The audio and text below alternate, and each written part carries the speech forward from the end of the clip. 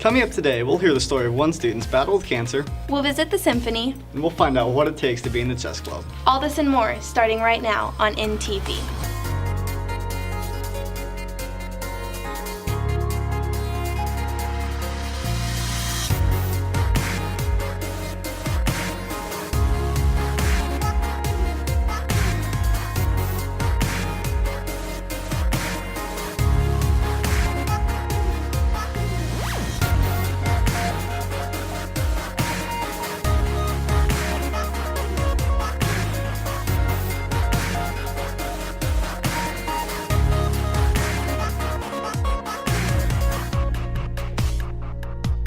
Good morning, McKinney North High School. I'm Connor Smith. And I'm Sarah Taylor. Senior drum major Lauren Anderson is now in remission after her battle with Hodgkin's lymphoma. Ginger Sparks has more on her treatment and recovery.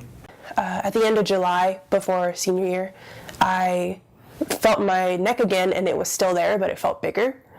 And then my skin started itching, like my arms and my legs. And so finally, I got another bump on my neck, and I was like, this isn't right. I need to go to the doctor. Lauren's treatments, which consisted of chemotherapy every other week, affected not only her health status but also her commitment to band. Treatments made being in marching band a little difficult because I was always tired and I just wanted to sleep a lot of the time.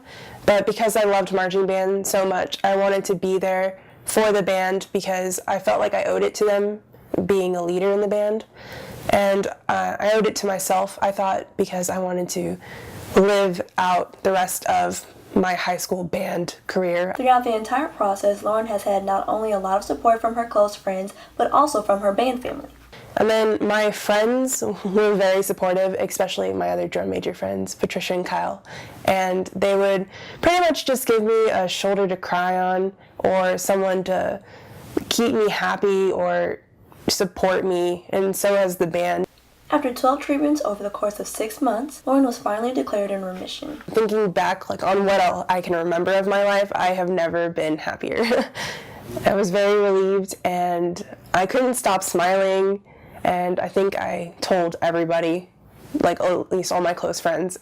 From this experience, Lauren and her family have grown and learned to cherish not only material things in life, but also one another. Not to miss anything in life, to appreciate the small things, not take people for granted. It's taught me how to be a positive person. I try to focus on the fact that although I had cancer my senior year in high school, I still got to do everything I wanted to do. Now that her cancer battle is behind her, Lauren is looking forward to her future. She's planning to attend college at UNT next year to become a physical therapist. This has been Taylor Phillips and Ginger Sparks for NTV. Playing in a symphony orchestra is a dream for many musicians, and one senior is already living that dream. Matthew Abels has more. Senior Suzanne Salzman began her journey like most orchestra students. I started playing the bass when I was in 6th grade. Early on, she knew she was different than her fellow classmates. Well, even in middle school, when I first started playing, my teacher would always tell me that, I was going to be really good. Looking for a challenge, Suzanne took a step that is not typical of a high school student.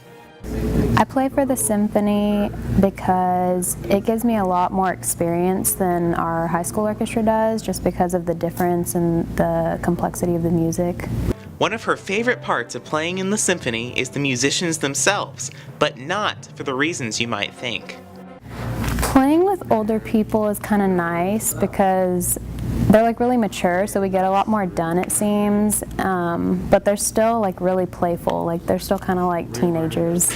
The bass is a large instrument, and that comes with its difficulties.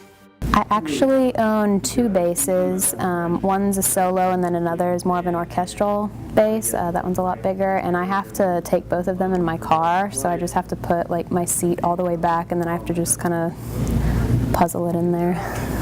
After high school, Suzanne plans to continue being all about that bass. I'm actually going to start playing with the SMU ensemble in the fall. This has been Matthew Abels for NTV. About a month ago, we introduced you to a new segment on NTV called What Does It Take? We explored what it took to be a member of the Color Guard. This week on What Does It Take, we went to a meeting for a lesser-known club to find out what it takes to play one of the most intellectually challenging games.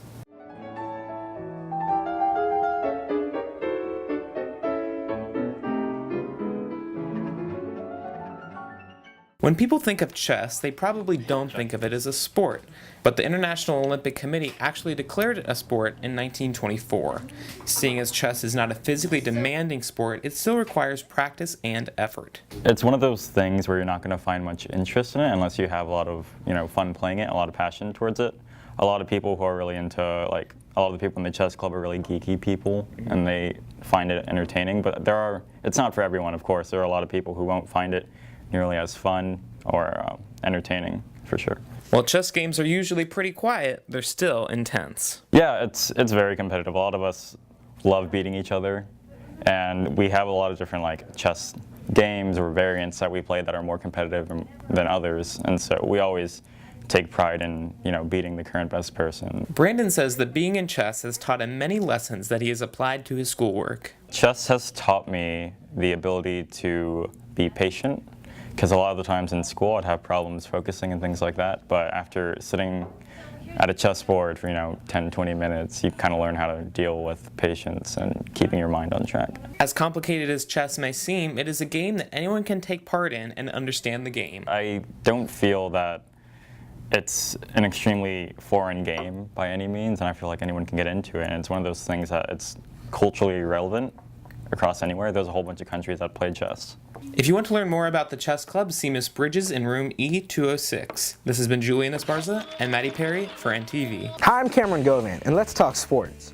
Our baseball team is trying to make their way back up in the standings after going 4-3 in district. It's still early in the season, so they have some time to get back on top. They'll try to make it to 500 with the win against Wiley East in Wiley. Meanwhile, the softball team is continuing its hot start in district play. They've only lost one game, making the record 6-1. They'll try to keep up the good work as they're heading over to Lovejoy tonight to take on the Leopards. The 4x4 team placed second in the state track meet last year, making them one of the teams to look out for. But a critical member of last year's team graduated, so it's going to take a lot to return to state and win this time. This year we're really going to have to find our own new identity for our new team because we did lose a few people, so with the new additions we kind of have a new identity. Well, with Wendell leaving last year, there's the pressure of trying to fill in his shoes on the 4x4 and to be able to help my 4x4 team go to state like they did last year. When a team member leaves any group activity, it often takes time for the new team to gain a strong connection.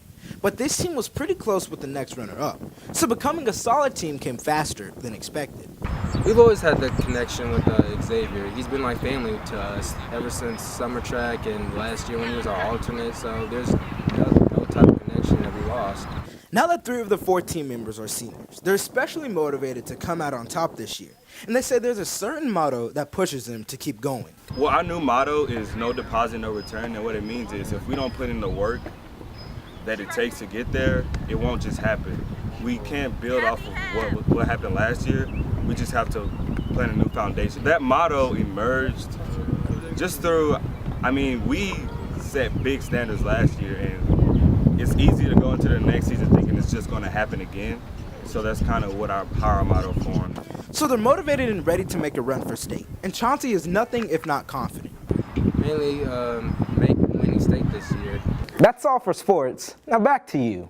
Hey Sarah, if you could only keep one of your 5 senses, which one would you keep? I think I would keep my hearing because I love to listen to music. Interesting. Let's see what the students of McKinney North had to say. If I could have any of my 5 senses, I would have my taste because I love food.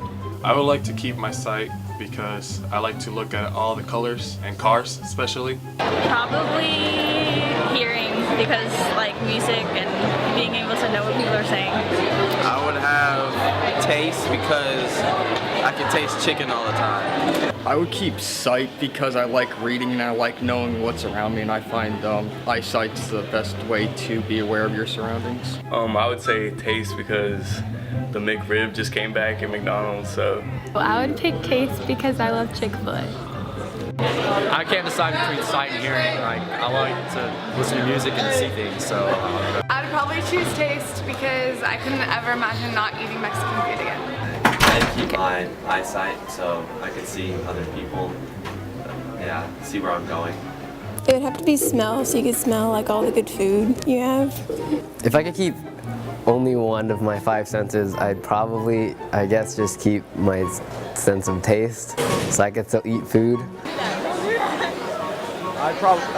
I would like to keep my sight so I can see things in the world. I would definitely choose hearing so I could still hear the NTV news every other Friday. That's all we have for you today. For more news and sports information, follow us on Twitter at MNHSNTV. Thanks for watching. And have a great weekend, Bulldogs.